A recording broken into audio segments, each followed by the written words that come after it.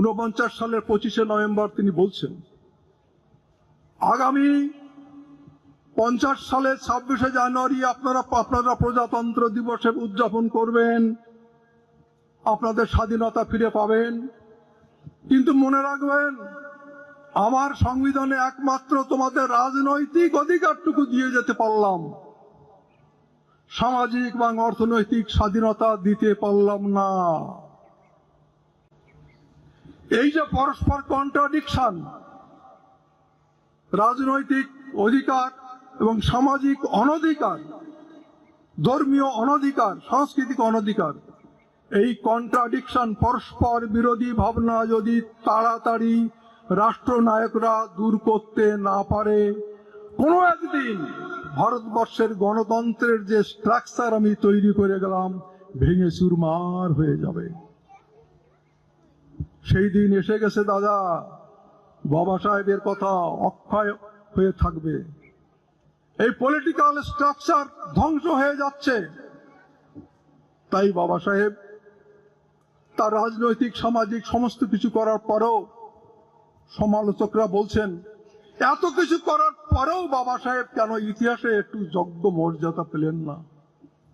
শতাব্দীর শেষার্ধে ভারতবর্ষে অবতীর্ণ হয়েছিলেন এমন একজন মানুষ, যিনি শুনিয়েছিলেন সাম্যবাদের নতুন বাণী, যিনি বলেছিলেন সাম্য আসে প্রথমে মানুষের মনে, যিনি বলেছিলেন শ্রেণী বৈষম্য অপসারণ করার আগে বর্ণ বৈষম্য অপসারণ করো, যিনি বলেছিলেন আর্থিক বৈষম্য দূরীভূত হলেই মানুষে মানুষের মিলন হয় না, প্রতিটি মানুষের মূল্য সমান স্বীকার করে নিতে হবে, যিনি বলেছিলেন ধর্ম মানুষের জীবনে একান্ত প্রয়োজন, ধর্ম জীবনকে পরিশীলিত করে, ধর্ম সংযত করে, অতএব সেই ধর্ম যেন আবেগপূর্ণ বা একেবারে ভক্তিপূর্ণ না হয়, যুক্তিপূর্ণ হয়। ভক্ত মানুষের এই ধর্ম মানুষের পূর্ণতা সৃষ্টি করবে, পারফেকশন অফ হিউম্যানিটি।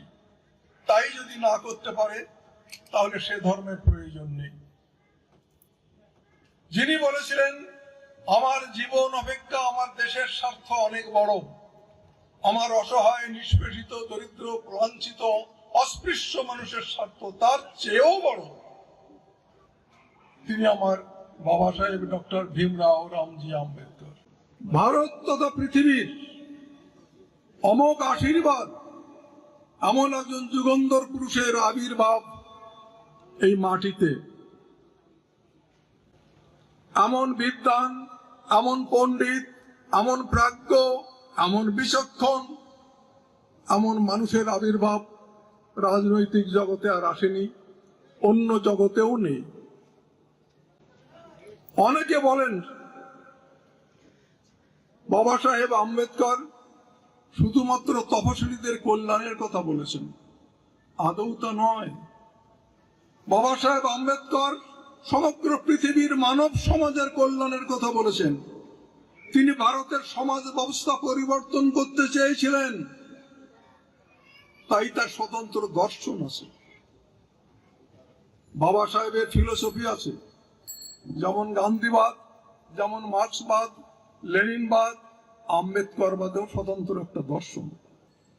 তার সে রাজনৈতিক দর্শন, সামাজিক দর্শন, অর্থনৈতিক দর্শন, ধর্মীয় দর্শন, প্রতিটি দর্শন ভারতবর্ষের জল, মাটি, বাতাস, প্রাকৃতিক পরিপ্রেক্ষিতকে উপজীব্য করে গঠিত। একমাত্র ভারতের জন্যই তিনি গঠন করেছিলেন। তাই তিনি সর্বশ্রেষ্ঠ পণ্ডিত এবং তার দর্শনটা আমাদের সমগ্র মানুষের জন্য যাতে আমরা প্রয়োগ করতে পারি, তার জন্য তিনি কিছু নিদর্শন দিয়ে গেছেন আমাদের। আমি একেবারে চুম্বক আকারে বাবা সাহেবের দর্শন 14 খণ্ড বই, 14 খণ্ড বইয়ের 14 পৃষ্ঠ আমরা আজকে বলে শেষ করতে পারবো না।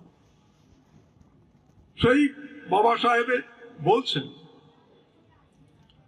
যে গণতন্ত্র একটা মৌলিক নীতি, যে নীতির দ্বারা মানুষের সামাজিক, রাজনৈতিক, অর্থনৈতিক সমস্ত অধিকার সমানভাবে প্রযুক্ত হয়। এই হলো গণতান্ত্রিক নীতি। আর এই গণতান্ত্রিক নীতির সামাজিক যে রূপায়ণ, সেইটি হলো বাবা সাহেবের সোশ্যাল ফিলোসফি। তার সংজ্ঞাটা কি? বাবা সাহেবের সামাজিক দর্শনটা কি? আমরা চাই সেই স্বাধীন ভারত যেখানে জাতি, ধর্ম, বর্ণ নির্বিশেষে সকল মানুষের থাকবে সমান অধিকার, যেখানে সামাজিক নিপীড়ন থাকবে না, অস্পৃশ্যতা যেখানে পাপ বলে বিবেচিত হবে, জন্মগত কারণে মানুষ মানুষকে ঘৃণা করবে না, মানুষের মেধা শক্তি হবে মানুষের মূল্য নির্ণয়ের কষ্টিপথর। অর্থাৎ জন্মগত কারণে একটা মানুষ, জন্মগত মানে ব্রাহ্মণ শূদ্র, এই যে জন্মগত ব্যবধান, এই কারণে যেন একটা মানুষ লাঞ্ছিত বা বঞ্চিত না হয়। বাবা সাহেব বলেছেন আমি তেমন একটা সমাজ চাই। এটা গেল সামাজিক দর্শন, সোশ্যাল ফিলোসফি। এইবার আমরা আসছি পলিটিক্যাল ফিলোসফি, রাজনৈতিক দর্শনটা কি? সেটা হলো বাবা সাহেব বলছেন সমস্ত তন্ত্রের ভিতর আমি গণতন্ত্রকেই সব থেকে মূল্য দেই, কেননা এই গণতান্ত্রিক মূল্যবোধের ভিতর থেকেই আমাদের সমাজের সামাজিক, রাজনৈতিক, সাংস্কৃতিক, ধর্মীয় যে কোনো সমস্যার সুষ্ঠু সমাধান হতে পারে গণতান্ত্রিক পদ্ধতিতে। আর এই গণতান্ত্রিক পদ্ধতির সার্থক রূপায়ণ হলো সংসদীয় গণতন্ত্র, পার্লামেন্টারি সিস্টেম। আমরা অ্যাসেম্বলি বা পার্লামেন্ট আমরা যাই বলি। এই সিস্টেমের বৈশিষ্ট্য কি? উনি বলছেন এই পার্লামেন্টারি সিস্টেমে হলো প্রতিটি মানুষের সমানভাবে রাজনৈতিক অধিকার থাকবে, প্রত্যেকের সমান রাজনৈতিক অধিকার থাকবে এবং প্রত্যেকে নিজের রাজনৈতিক মতামত নির্ভয়ে, নির্বিঘ্নে, মুক্তভাবে প্রচার করতে পারবে। তাই আজ রাষ্ট্রপতির ভোটের যা মূল্য, আমার এই দিদি ভাইদের ভোটের সেই একই মূল্য। বাবা সাহেব এই কথা সংবিধানে লিখে গেছে, on man on vote, on man on value. প্রতিটি মানুষের একটি ভোট, প্রতিটি মানুষের সমান মূল্য। আর কি বলছেন? যে সমাজটা, সরকারটা চলবে বৃহত্তর সংখ্যক মানুষের সমর্থনে, অর্থাৎ পার্লামেন্টে যারা বেশি ভোট পাবে তাদের অনুযায়ী ভোট সরকার চলবে, কিন্তু সংখ্যালঘু যারা, তারা কিন্তু বঞ্চিত হবে না, তারা উপেক্ষিত হবে না, তারা অপমানিত হবে না, তাদেরও মূল্য থাকবে। আর কি বলেছেন? যদি কোনো জনপ্রতিনিধি তার দায়িত্ব পালন থেকে বঞ্চিত হন অথবা তিনি প্রতিশ্রুতি ভঙ্গ করে থাকেন, আমাদের কমিশনার সাহেব যেমন বলে গেলেন, এরকম কোন প্রতিনিধি যদি তার দায়িত্ব পালন থেকে বঞ্চিত হন বা প্রতিশ্রুতি ভঙ্গ করেন, তবে তাকে ফিরিয়ে আনা যাবে বা পদচ্যুত করা যাবে ভোটের মাধ্যমে। আমি সেই ব্যবস্থা করে যাব। এবং এই যে সরকার দায়বদ্ধ থাকবে এমএলএ এমপির উপরে, আর এমএলএ এমপি দায়বদ্ধ থাকবে আমাদের সাধারণ জনগণের উপরে। আর শেষ কথা, আর একটা কথা বললেন যে এই গণতান্ত্রিক উপায়ে কোন একনায়কতন্ত্র চলবে না, ডিক্টেটরশিপ কথাটা গণতন্ত্রে থাকবে না, থাকবে না, থাকবে না, কোন ডিক্টেটরশিপ থাকবে না। এই হলো সংসদীয় গণতন্ত্রের কথা। আর এরপরে বাবা সাহেব বলছেন কি? অর্থনৈতিক নিয়মটা কি? ওই গণতান্ত্রিক পদ্ধতির অর্থনৈতিক যে রূপায়ণ, তাকে বলা হচ্ছে শ্রেণীহীন সমাজ বা সমাজবাদ। শ্রেণীহীন সমাজ কি আর সমাজবাদী বা কি? একই জিনিস। অর্থাৎ সেখানে ব্যক্তিগত মালিকানায় কোনো উৎপাদিত বা উৎপন্ন হবে না কিছু, কোনো উৎপন্ন ও উৎপাদন ব্যক্তিগত মালিকানায় হবে না, এবং পুঁজি খাটিয়ে একজন মানুষ আর একজন মানুষকে শোষণ করতে পারবে না। এইটা তার ইকোনমিক থিওরি, যার নাম পরবর্তীকালে তিনি বলেছেন স্টেট সোশ্যালিজম। রাষ্ট্রীয় সমাজতন্ত্র। অর্থাৎ রাষ্ট্রের ভিতরে কি থাকবে? যে রাষ্ট্রের ভিতরে থাকবে একমাত্র কৃষি, শিল্প এবং ইন্স্যুরেন্স, এই তিনটে জিনিস আমাদের রাষ্ট্রের আয়ত্তে থাকবে। এই অর্থনৈতিক হয়ে গেল, এই সামাজিক হয়ে গেল এবং আমাদের রাষ্ট্রনৈতিক হয়ে গেল। এই যে সমাজ ব্যবস্থা, এই সমাজ ব্যবস্থার জন্য বাবা সাহেব আর একটা কথা বলেছেন যে আমার এই তত্ত্ব কথা যদি প্রচার করতে হয়, ভারতের একটা যে পুরনো প্রভাব প্রথা সেটাকে বিনষ্ট করতে হবে। বলে কি? এই ভারতবর্ষে আমাদের শ্রেণী অপেক্ষা জাতি হলো পরিচালিকা শক্তি। ভারতের মাটিতে আমি ধনী কি দরিদ্র সেটা বড় কথা নয়, আমি ব্রাহ্মণ না শূদ্র এইটাই আমার পরিচয়। এই জাতি তত্ত্বই ভারতবর্ষের পরিচালিকা শক্তি। এই জাতি তত্ত্বকে ভাঙতে হবে। আগে ভাঙতে হলে কি করতে হবে? বলছে এই জাতি তত্ত্ব না ভাঙলে, জাতিহীন ভারতবর্ষ তৈরি করতে না পারলে সমাজে সাম্যবাদ আসতে পারে না। আর সামাজিক সাম্য যদি না আসে তাহলে অর্থনৈতিক সাম্য আসবে না। অর্থনৈতিক সাম্য যদি না আসে রাজনৈতিক সাম্য আসবে না। তাহলে সবার আগে আমাদের দরকার সামাজিক সাম্য। সামাজিক সাম্য আনতে গেলে ভ্রাতৃত্ববোধ গড়ে উঠতে হবে। ভ্রাতৃত্ববোধ গড়ে উঠতে গেলে কি করতে হবে? আমাদের তাহলে শিক্ষা দিতে হবে মানুষের কাছে, যে উপযুক্ত শিক্ষার দ্বারা আমরা যেন ভাই ভাই মিলেমিশে থাকতে পারি। তাই বলেছেন এডুকেট, অর্গানাইজ, এজিটেট। আমরা শিক্ষার দ্বারা মানুষকে পরস্পরের ভ্রাতৃত্ব বন্ধনে আবদ্ধ করতে পারব। বাবা সাহেব বলছেন, আমি একটু আগে যে কথা বলে গেলাম পার্লামেন্টারি সিস্টেম, সমাজতন্ত্র, তিনি বলছেন আমি সমাজবাদ মানি, ব্যক্তি স্বাতন্ত্র্যও মানি, কিন্তু ব্যক্তি স্বাতন্ত্র্য উপেক্ষা করে সমাজবাদ আমি মানি না। সমাজবাদের প্রয়োজনে ব্যক্তি স্বাতন্ত্র্যকে সীমিত হতে হবে। অর্থাৎ আমাদের চাহিদা যাতে সংযত হয় এবং কম থাকে, আমরা সেই ব্যবস্থা করব। কিন্তু সমাজবাদও চাই এবং ব্যক্তি স্বাতন্ত্র্য চাই, দুটোই তিনি বলেছেন। এবং বাবা সাহেব একটা সব থেকে বড় কথা বলেছেন তার দর্শনের ভিতরে, যে ভারতবর্ষের সমাজতন্ত্র প্রতিষ্ঠিত হতে পারে সাংবিধানিক পদ্ধতির মাধ্যমে, যা কমিউনিস্টরা এখনো ভাবতে পারে না, যে গণতান্ত্রিক মাধ্যমে, ভোটের মাধ্যমে সমাজতন্ত্র আসতে পারে। কমিউনিস্টরা এখনো ভাবতে পারে না। আমার বাবা সাহেব বলে গেছিলেন ভোটের মাধ্যমেও সমাজতন্ত্র আসতে পারে, যদি নির্ভয়ে মানুষকে ভোট দেওয়ার অধিকার দাও। আর যদি সেই অধিকার ছিনিয়ে নাও তাহলে তো আসবে না। মানুষ নির্ভয়ে মুক্ত চিন্তায় নিজের স্বাধীন ভাবনায় নিজে ভোট দিতে পারবে না কেন? বাবা সাহেব চলে যাওয়ার সময় বলে গেছিলেন আমাদের, দেখ দেশ একদিন সমাজতন্ত্র হবে, তার জন্য বুলেটের প্রয়োজন হবে না। তো কমিউনিস্টরা বলছে আমি বুলেটের পরিবর্তে তোদের ব্যালট দিয়ে গেলাম, যে অধিকার তোদের এতদিন ছিল না, এই ব্যালটে একটা করে ছাপ মারবি তোর মনের মতো মানুষকে, তাহলে সমাজ পরিবর্তন হয়ে যাবে। তাহলে যদি তিনি বলছেন সমাজতন্ত্র যদি আমাদের পার্লামেন্টারি সিস্টেমের ভিতর দিয়েই আসে, সংসদীয় গণতন্ত্রের ভিতর দিয়ে আসে, সাংবিধানিক পদ্ধতির মধ্যে থেকেই আসে, তাহলে আমাদের নতুন করে আর কোনো আন্দোলন করার প্রয়োজন হয় না। কমিউনিস্টরা বলছেন বিপ্লব, বিপ্লব, বিপ্লব।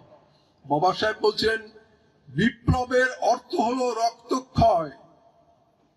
বিপ্লবের অর্থ হলো রক্তক্ষয়।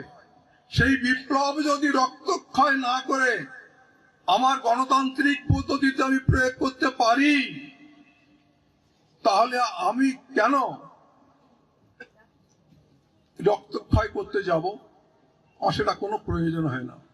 অতএব এই গণতান্ত্রিক পদ্ধতির মাধ্যমে আমরা সমাজতন্ত্র আনতে পারি, এবং তার জন্য আমাদের গণতান্ত্রিক যে ন্যায় নীতি, মানুষের অধিকার, তিনি বারবার বলছেন প্রতিটি মানুষের স্বাধীন সত্তার মূল্য দাও।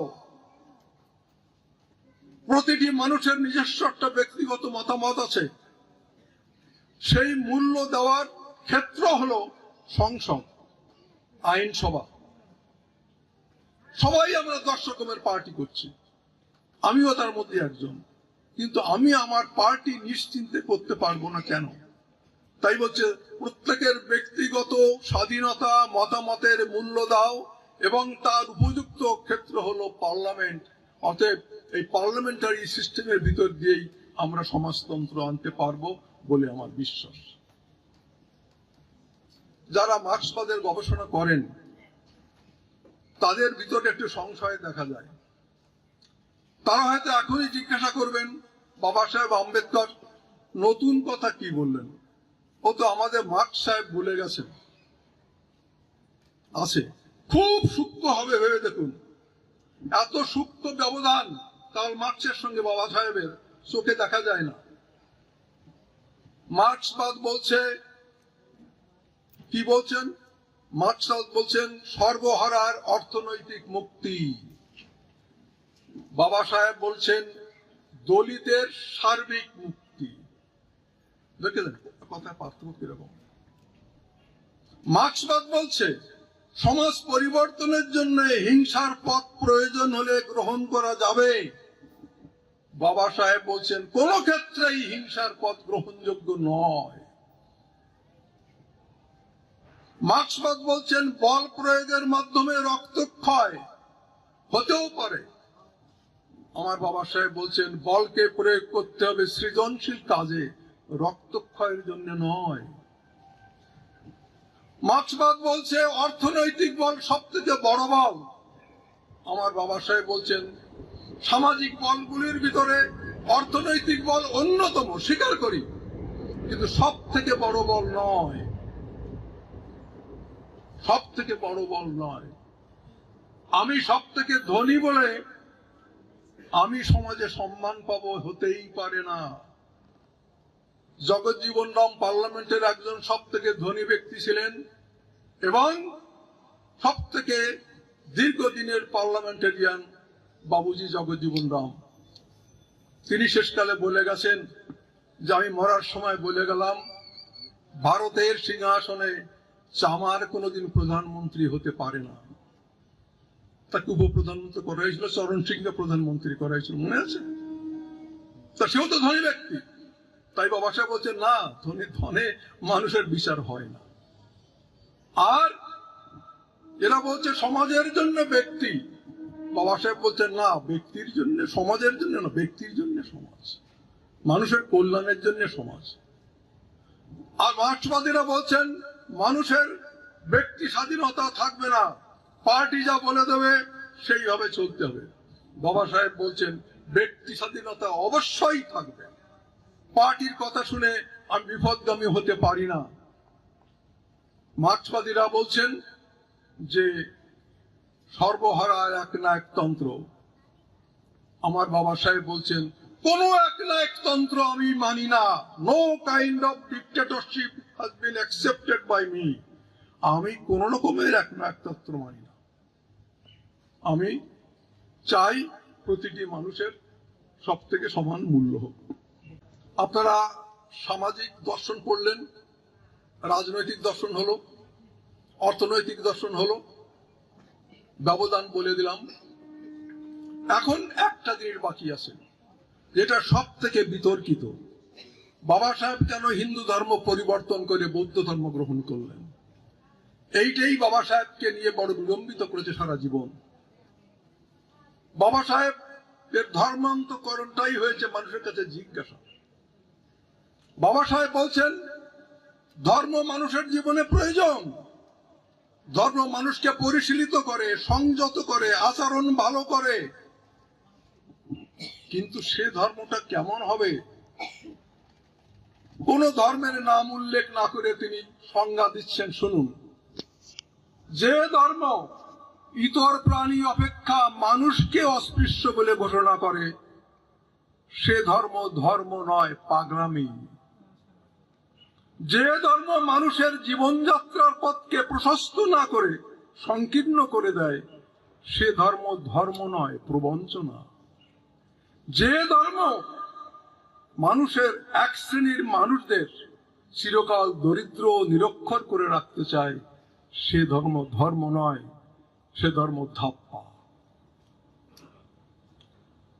পুকুরে গরুতে জল খাচ্ছে, ছাগলে জল খাচ্ছে, কোনো অসুবিধা নেই। একটা অস্পৃশ্য মানুষ এক দণ্ডুর জল খেতে গেলে তাকে তাড়িয়ে মারা হচ্ছে।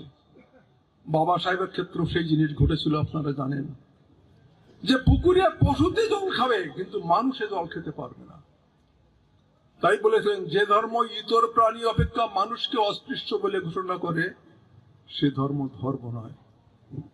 বাবা সাহেব জীবনভর অস্পৃশ্যতা, জীবন যন্ত্রণা তিনি যা ভোগ করেছেন, মর্মে মর্মে উপলব্ধি করেছেন। আজ আমি হিন্দু বলে আমাকে সবাই অস্পৃশ্য বলে, আমাকে মাহার বলে। হিন্দু ধর্মের ভিতর আছে জাতিগত ভেদ, জন্মগত ভেদ।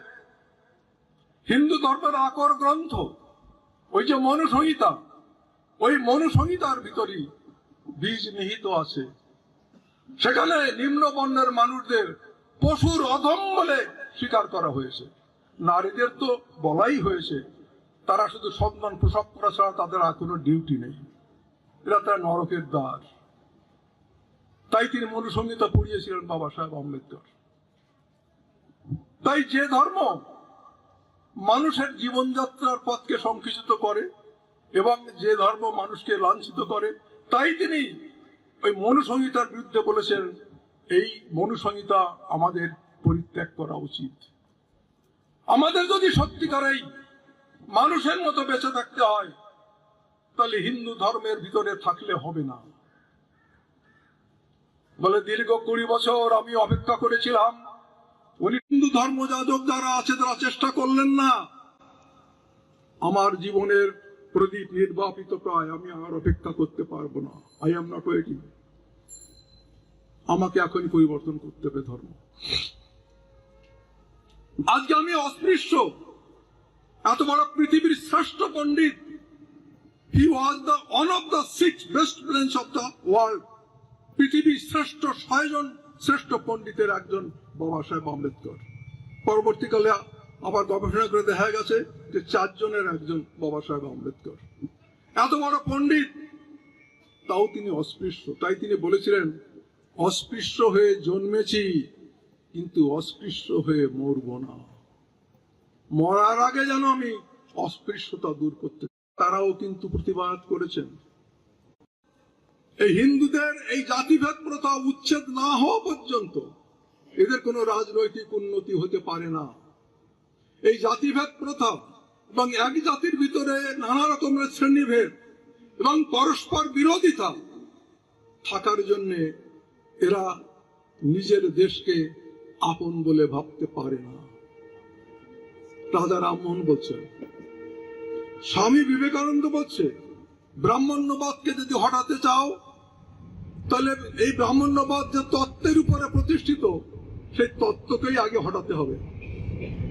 সেই তত্ত্ব হলো অধ্যাত্মবাদ। এই অধ্যাত্মবাদী ভারত থেকে ভারতের শূদ্র শ্রেণীকে মুক্ত করতে না পারলে ভারতে কোনদিন শূদ্র রাজত্ব প্রতিষ্ঠিত হতে পারে না, পারে না, পারে না। বিবেকানন্দ আর একটা কথা কিন্তু বলেছেন, আপনাদের অনেকের চোখ এড়িয়ে গেছে। ধরো ইংরেজরা সমস্ত ক্ষমতা হস্তান্তর করে দিল, তখন যারা ক্ষমতা পাবে, উচ্চ বর্ণের বিত্ত কৌলিন্য, বিদ্যা কৌলিন্যের অধিকারীরা সেই ক্ষমতায় জনগণকে দাবিয়ে রাখবে, জনগণকে তার ন্যায্য পাওনা দেবে না। কেননা দাসরা ক্ষমতা চায় অপরকে দাস করার জন্য। এই উচ্চ বর্ণরা ব্রিটিশের দাস ছিল না, ব্রিটিশকে দাঁড়িয়েছে আমাদের দাস বানাবার জন্য। স্পষ্ট করে বলেছেন, দাসরা ক্ষমতা চায় আরেকজনকে দাস করাবার জন্য। আচার্য প্রফুল্লচন্দ্র রায়, সবাই আপনারা চেনেন, আমাদের পূর্ববঙ্গের খুলনার মানুষ। তিনি বলছেন, Hinduism is tolerant and Catholic is mere empty words. Actually, it is rigid, cruel and repulsive. Hindutva যে সার্বজনীন এবং সকলের কল্যাণকর, আদৌ তা ঠিক নয়। এ অত্যন্ত নির্মম এবং হিন্দু ধর্ম অত্যন্ত কঠিন এবং জটিল। আরো একটা কথা প্রফুল্লচন্দ্র বলছেন, হিন্দু ধর্মের দিকে তাকিয়ে দেখলে একটা জিনিস দেখা যায়, মুষ্টিমেয় লোক ইহার মস্তিষ্ক। ভাবুন, কথাটা ভাবুন, হিন্দু ধর্মের মুষ্টিমেয় লোক ইহার মস্তিষ্ক, আর বৃহত্তর জনগণ তাহারা ওই দেহের অঙ্গ প্রত্যঙ্গ, ওই মস্তিষ্ক হইতে পৃথক, একেবারে বিচ্ছিন্ন হইয়া পড়িয়াছে। এ যেন পুরাণ বর্ণিত কবন্ধ বিশেষ, অর্থাৎ কাশিরামের সেই কথা, 15% আর 85%-এর মাঝখানে ফাঁক। আর পিসি রায় বলছেন, ধড় মুন্ডু আলাদা, বডি আলাদা।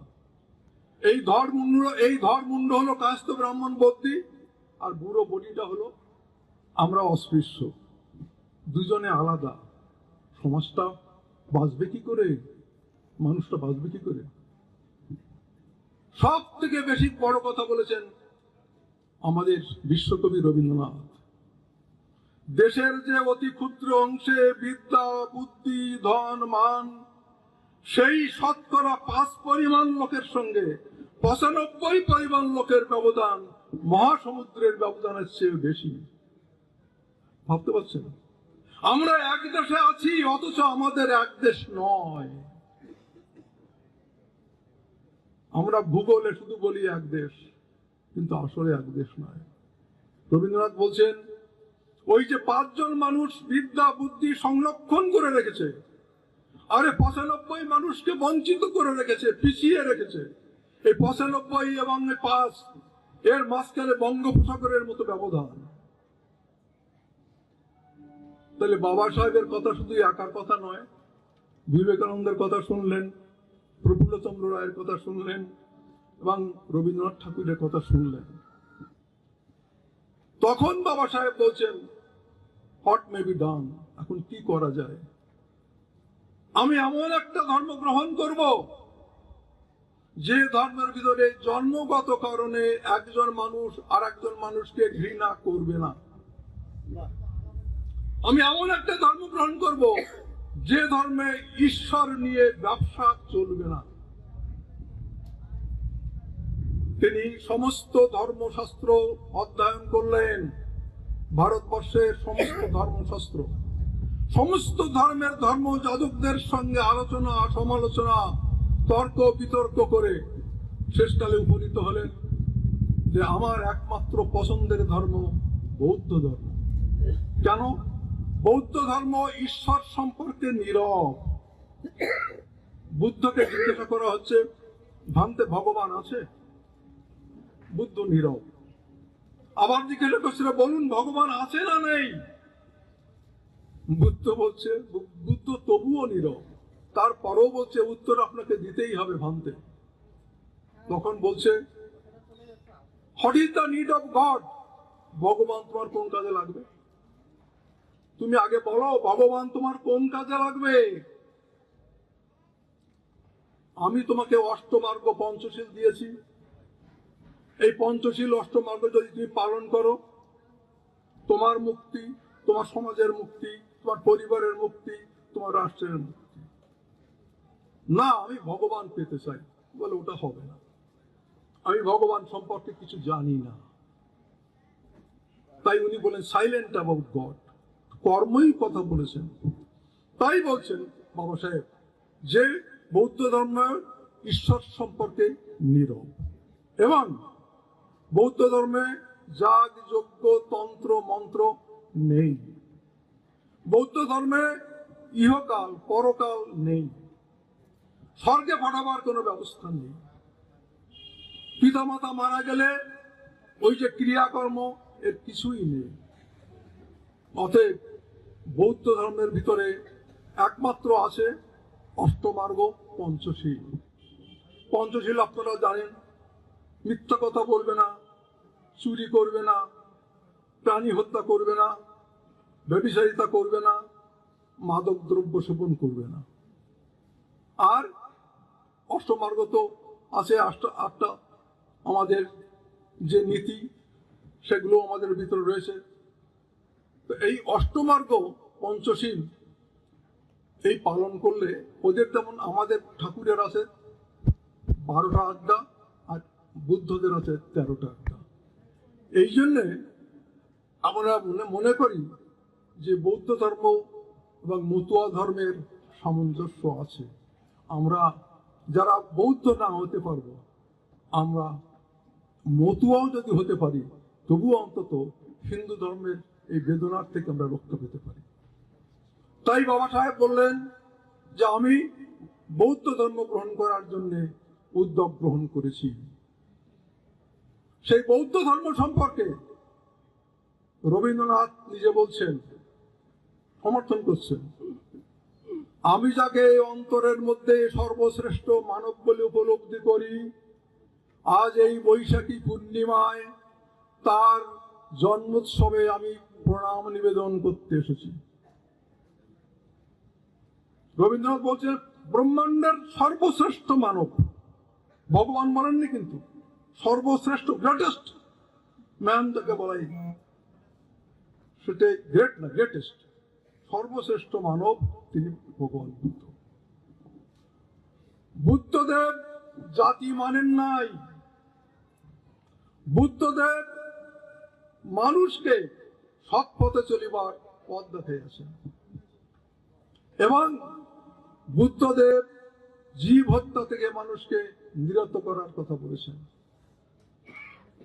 বুদ্ধদেব মানুষের আত্মপ্রত্যয় সৃষ্টি করেছেন, দেখিয়েছেন মানুষ দীন এবং দৈন্য নয়, মানুষ ইচ্ছা করলে অনেক বড় কিছু করতে পারে যদি মানুষের ভিতর মানসিকতা পরিপূর্ণভাবে হয়। ঈশ্বরের কাছ থেকে মানুষকে অবস্থিত করিয়াছেন, কি সুন্দর কথা বলছেন, তিনি যাগযজ্ঞ তন্ত্রমন্ত্র পরিহার করিয়াছেন, তাই না, ঈশ্বরের কাছ থেকে মানুষকে অবস্থিত করিয়াছেন। তার মানে ভগবান যাতে মানুষকে দেখতে না পায় তার জন্য একটা বেড়া দিয়ে দিয়েছেন। কি অপূর্ব কথা! বুদ্ধদেব ভগবানের বাড়ির সামনে একটা বেড়া দিয়ে দিয়েছে, তোমার মানুষের দরকার নেই, কেননা তুমি মানুষকে দেখলেই বলবো পুজো করো, তন্ত্রমন্ত্র করো, যাগযজ্ঞ করো। তাই এই বৌদ্ধ ধর্ম তিনি গ্রহণ করলেন। এখন আমাদের বিচার্য বিষয়, তিনি সামাজিক পরিবর্তন করলেন, রাজনৈতিক পরিবর্তন করলেন, অর্থনৈতিক পরিবর্তন করলেন, ধর্মনৈতিক পরিবর্তন করলেন, এবং তিনি পৃথিবীর যত শিক্ষিত লোক আছে তাদের সমকক্ষতা অর্জন করেছেন, বিশ্বের যত শিক্ষিত লোক আছে সমকক্ষতা অর্জন করেছেন। এবং দীন অবস্থায় স্বীয় প্রচেষ্টায় আমার বাবা সাহেব আম্বেদকর রাষ্ট্র শেষ শীর্ষে তিনি নিজেকে উন্নীত করেছিলেন। রাষ্ট্রের সর্বশ্রেষ্ঠ কথা বাবা সাহেব আম্বেদকর। আজকে সেই দিনটা না, এই দিনটা সম্পর্কে আবার একটু আমার কথা মনে পড়ে গেল। 47 সালের 28-29 তারিখে 29 আগস্ট সংবিধান ওই কমিটি গঠিত হয়েছিল। তখন থেকেই বাবা সাহেব সংবিধান লেখায় মনোযোগ দিলেন। লোকে বলে সংবিধান লিখতে নাকি 2.5 বছর সময় লেগেছিল, আদৌ তা নয়। মাত্র 6 মাসে পৃথিবীর শ্রেষ্ঠ সংবিধান রচনা করেছিলেন বাবা সাহেব আম্বেদকর। আগস্ট মাসের শেষে তিনি শুরু করলেন, 48 সালের ফেব্রুয়ারি মাসে তিনি রাষ্ট্রপতির হাতে খসড়া তুলে দিলেন। সেখান থেকেই প্রত্যেকটা সেশনে তর্ক যতগুলো ধারা উপধারা করেছেন বাবা সাহেব আম্বেদকর। আজকে বলছি কেন, আজকে সেই দিন। 2 বছর ধরে শুধু তর্ক বিতর্ক চলেছে, প্রত্যেকটা তর্কের যথাযথ উত্তর দিতে হয়েছে বাবা সাহেবকে। 1949 সালের 26শে নভেম্বর সেই সংবিধান অ্যাকসেপ্টেড হয় পার্লামেন্ট। সেই 26শে নভেম্বর অ্যাকসেপ্টেড হওয়ার আগে বাবা সাহেবের সংবিধান সম্পর্কে শেষ বক্তৃতা 25শে নভেম্বর 1949 সালের। 26 January 1950, we will have equality in politics, but inequality in social and economic life. We will remove this contradiction at the earliest moment, or else those who suffer from inequality will blow up the structure of political democracy.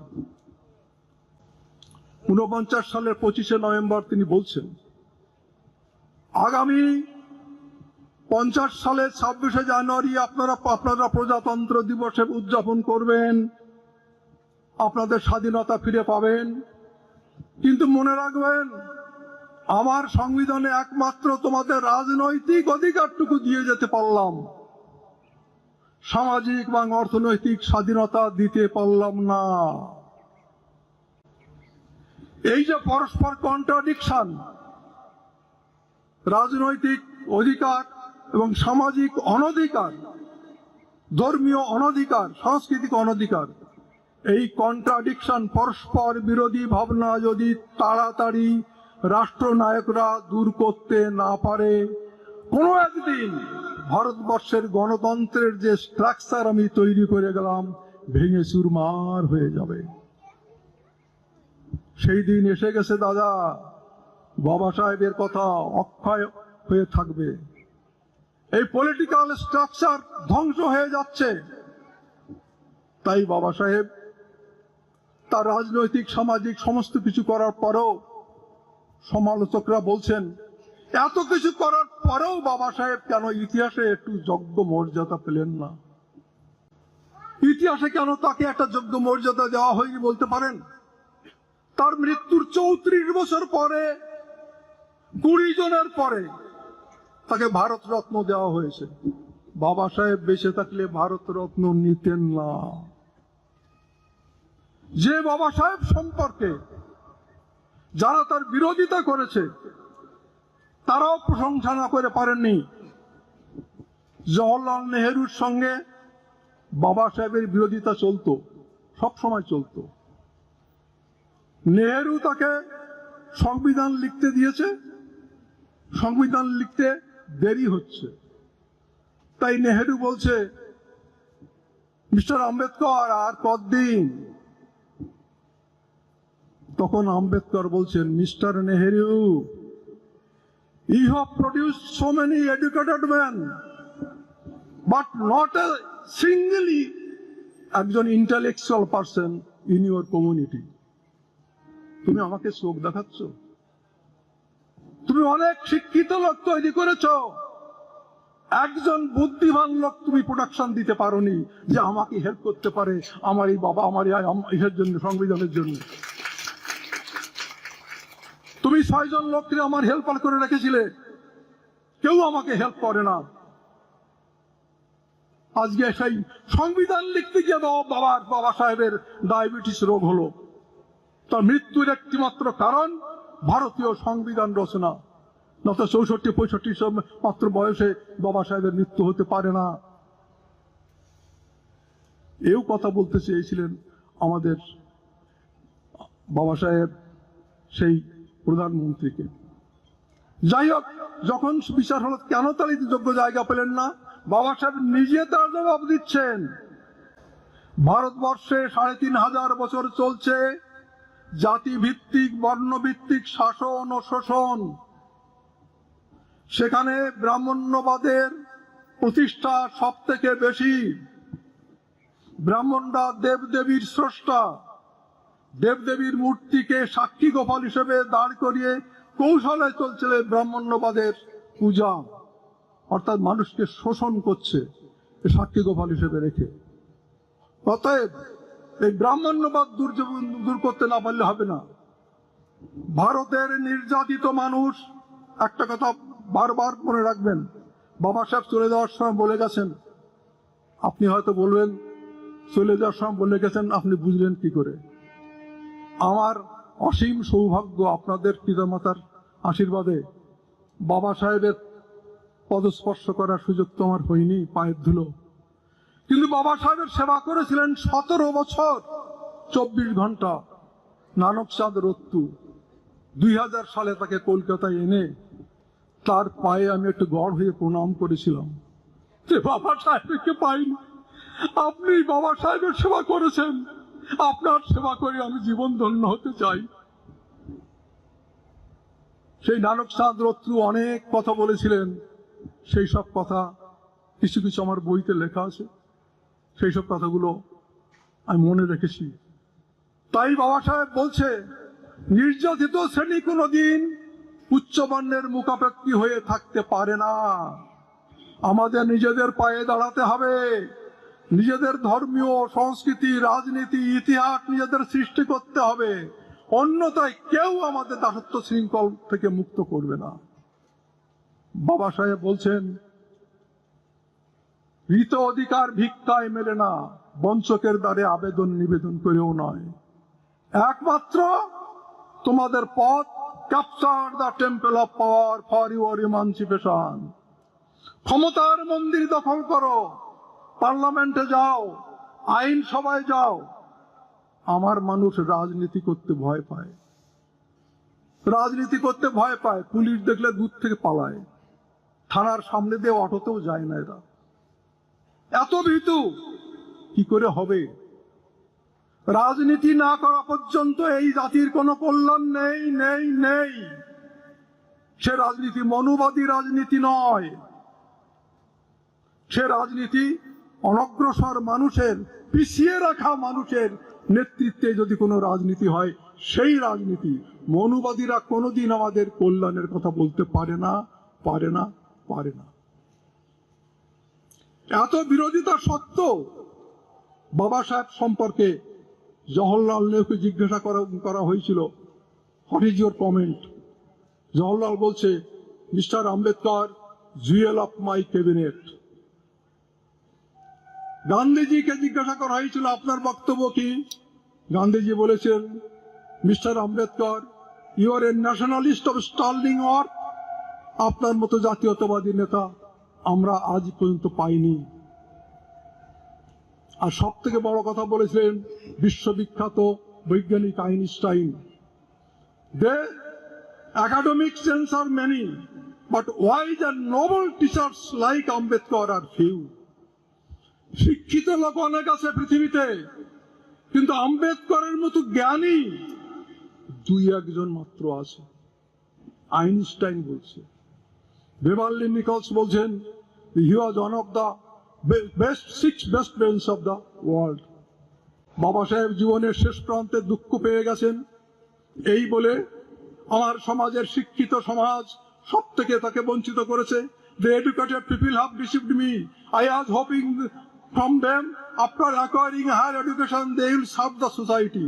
But what I am seeing, a large number of small and big clerks have gathered to fulfill their daily. আমার এই শিক্ষিত সমাজের কাছে আমি অনেক প্রত্যাশা করেছিলাম, কিন্তু এই শিক্ষিত সমাজ আমার সমাজের জন্য কাজ করলো না। নিজের ঘর বাড়ি জায়গা জমি, নিজের স্ত্রী পুত্র কন্যা নিয়ে সুখে থাকতে চেয়েছিল, কিন্তু আমি তো তাদের জন্য কাজ করেছি। For the last 30 years I have been struggling to secure political rights for you. I have got for you reserved seats in parliament and assemblies. I have got for you proper provisions for education of your children. Today we can progress. It is now your duty to continue the struggle to remove all the economic, social and educational inequality. অর্থাৎ আমি দীর্ঘ 30 বছর ধরে তোমাদের জন্য আমি আন্দোলন করেছি, তোমার জন্য আমি রিজার্ভেশনের ব্যবস্থা করেছি, তোমার ছেলের উচ্চ শিক্ষার জন্য আমি আন্দোলন করেছি। আজকে এইটুকু দায়িত্ব তুমি নিতে পারবে না আমার অবর্তমানে। For this purpose you will have to be prepared for all sorts of sacrifices, even to shed your blood. বলে যায় শেষ কথা, আমার এই দর্শনকে প্রয়োগ করার জন্য এমন দিন আসতে পারে তোমাদের রক্ত দিতেও হতে পারে। তাই বাবা সাহেব যখন চলে যাচ্ছেন, তখন রত্তু বলছে, বাবা আপনি কি বলে যাচ্ছেন? বলে তুই আমার সমাজের কাছে গিয়ে বলিস যে আমি অনেক অনেক যুদ্ধ করে এবং সংগ্রাম করে এই জাতির যে অগ্রগতির রথ, একবার উত্থান একবার পতন, একবার উত্থান একবার পতন আমি করে এগিয়ে নিয়ে গেছি। কিন্তু একটু বলে দিস যে তারা যেন কোনোদিন এই অগ্রগতির রথ পিছনে না নিয়ে যায়। If my lieutenants are not able to take the caravan ahead, they should leave it there, but under no circumstances should they allow the caravan to go back. তুই আমার জাতিকে বলবি তো, বলবি তো, বলবি তো? দত্তু বলছে 3 বার বলেছেন। শুধু বলিস আমি এই জাতির ক্যারাভান জয়যাত্রার রথ যতদূর আমি বয়ে নিয়ে এসছি, তারা যদি পারে একটু ঠেলতে ঠেলতে ঠেলতে ঠেলতে এগিয়ে নিয়ে যায়, আর যদি না পারে সেখানে যেন রেখে দেয়। দোহাই ধর্মের এই রথের চাকা যেন পিছনে না যায়। জয় ভীম, জয় হরিচাঁদ, জয় গুরুচাঁদ।